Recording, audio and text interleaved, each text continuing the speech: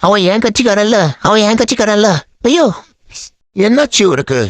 அப்பா சட்டப்பரவ நாளைக்குதான் படுங்க அமைதியா. The next day. அவன் நம்ம கட்சிக்காரன்ல. துண்டு சீட்டை பார்த்து வளர்ற மாதிரி வழக்கம் போல வளரிடாத. அப்பாவு தயவு செஞ்சு என்னை காப்பாத்திரியா? அது நீங்க வேற தலைவரு, நீங்க தான் என்னையவே காப்பாற்றணும். இவரை பார்த்தாலே பயமா இருக்கே.